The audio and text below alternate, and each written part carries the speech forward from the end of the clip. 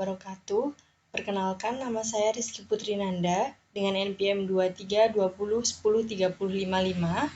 Di sini saya akan melakukan komparasi analisis laporan keuangan dari 3 PT. Yang pertama ada PT Optima Prima Sinergi, yang kedua ada PT OBM Drillchem, dan yang ketiga ada PT Nusa Palapa Gemilang Tbk. Di sini kira-kira apa saja yang akan saya analisis? Yang pertama ada analisis kegiatan operasionalnya, yang kedua ada analisis DuPont-nya, yang ketiga ada laporan arus kas, yang keempat ada analisis likuiditas, dan yang terakhir analisis solvabilitas. Ini adalah gambaran umum perusahaannya. PT OPMS itu perusahaan dengan skala lebih kecil, masih dalam kondisi merugi yang komprehensif, dan beban pokok sangat tinggi yang melebihi pendapatan pada tahun 2023. Dari PT OBMD sendiri, perusahaannya dengan kinerja terbaik dibandingkan 3 perusahaan tadi, yang memiliki laba bruto sebesar 40% dengan arus kas operasional positif yang sangat besar dan ROE yang meningkat. Dan yang terakhir dari PT NPGF sendiri merupakan perusahaan yang paling konsisten secara operasional dengan margin sebesar 10,9%, namun bergantung pada pendanaan eksternal. Di sini mari kita lihat dari analisis kegiatan operasional atau common size-nya. Di sini ada analisis dari tahun 2023 sampai 2024. Yang kita analisis ada beban pokok penjualan, laba bruto, beban penjualan, beban umum administrasi, beban bunga dan keuangan, laba sebelum pajak, dan laba bersih. Dari analisis kegiatan operasional yang indeks number-nya, PT OPMS sendiri memiliki pendapatan yang melonjak sebesar 447%, namun laba brutonya yang anjlok sebesar 43,58%. Beban penjualan yang naik tidak proporsional sebesar 737%.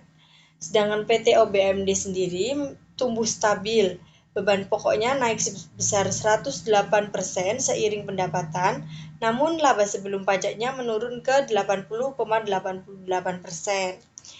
Dari PT NPGF sendiri, pertumbuhan proporsional dan sehat.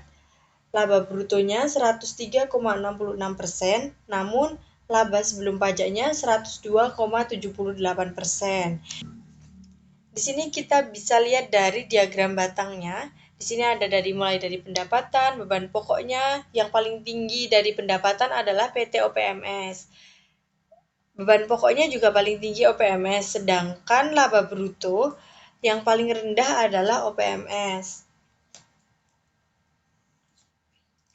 Di sini kita melihat dari analisis DuPont-nya, kita dapat melihat dari hasil analisis ROA, net profit margin, asset turnover, financial leverage, dan ROE-nya.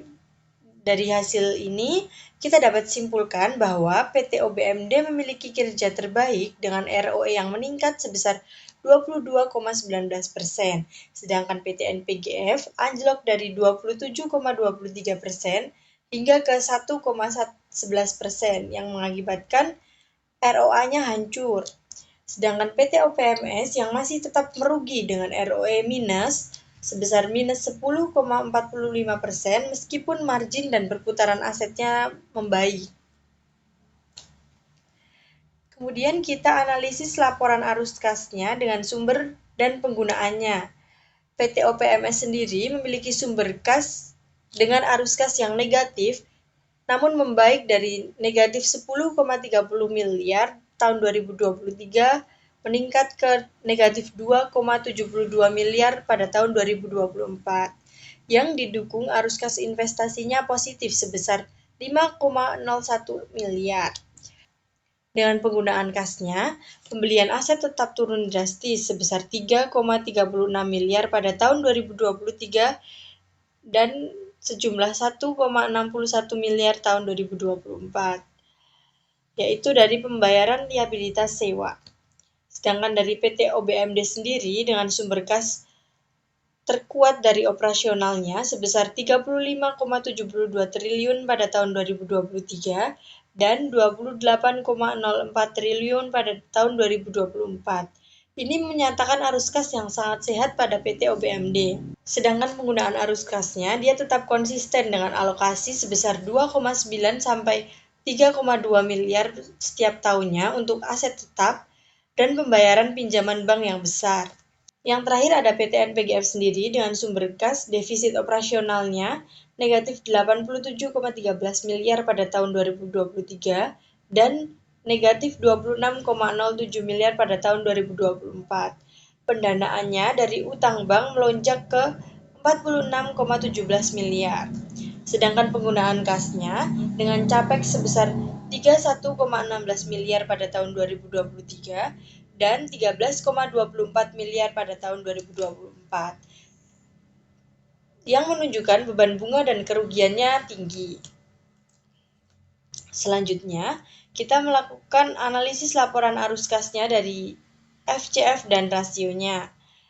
Dari cash flow-nya, PT OPMS sendiri masih tetap negatif, sedangkan PT OBMD itu menunjukkan angka yang sehat sebesar 10,37. Dan yang terakhir ada PT NPGF-nya, dia termasuk dalam kategori yang buruk dengan nilai negatif 2,55. Sedangkan kas reinvestment-nya dari PT OPMS sendiri sebesar negatif 12,85% ke negatif 3,47% pada tahun 2024. Sedangkan PT OBMD sendiri dari 22,53% ke 15,56%. Yang terakhir pada PT NPGF sendiri dari negatif 33,02% ke negatif 8,43%. Di sini kita bisa lihat diagramnya. Ini ada PT NPGF yang sangat turun drastis, sedangkan PT OBMD tetap menunjukkan stabil meskipun angkanya tidak menunjukkan angka yang terlalu besar, tapi dia stabil. Sedangkan PT OPMS tetap minus. Selanjutnya, kita lakukan analisis likuiditas. Ada beberapa rasio yang bisa kita lihat di sini. Ada quick ratio, cash to current asset, cash to current liabilitas, dan cash flow ratio. Dilihat dari PT OPMS sendiri, dia memiliki neraca yang tampak sangat liquid dengan quick ratio 48,94. Namun, cash flow-nya negatif dan memburuk dari negatif 8,79 ke negatif 13,95 pada tahun 2024. Kasnya dia berasal dari pinjaman atau penjualan aset, bukan dari hasil penjualan atau operasionalnya. Sedangkan PT OBMD sendiri memiliki likuiditas terbaik dengan cash flow rasio positif dan meningkat dari 1,10 tahun 2023 ke 1,84 tahun 2024 yang menunjukkan operasi bisnis intinya itu nyata dan menghasilkan kas untuk membayar kewajibannya. Lanjut ke PT NPGF sendiri, dia paling rentan dengan cash to current liabilities-nya hanya sebesar 0,10%, arus kas operasionalnya yang masih tetap negatif sebesar negatif 0,34. Meskipun membaik, dia tetap bergantung penuh pada piutang tertagih. Lanjut, yang terakhir ada analisis solvabilitasnya. Ada beberapa rasio. Yang pertama ada debt to equity ratio, yang kedua ada net debt to equity ratio, yang ketiga ada long term debt to equity, dan yang terakhir ada net debt to net capital. Dilihat dari PT OPMS sendiri, dia memiliki debt to equity yang sangat rendah dengan besaran 0,25%, utangnya hampir 0. Net debt negatif berarti kas melebihi total hutang, struktur modal yang sangat konservatif. Nah, dia memiliki modal yang lebih besar dibandingkan utang. Sedangkan PT OBMD sendiri, dia memiliki debt to equity debt to ratio yang turun secara signifikan sebesar 19,98% menjadi 7,47%. Net debt to net capitalnya minus 110,91% dengan kas yang jauh melebihi dari utang. Dia menunjukkan solvabilitas yang terbaik.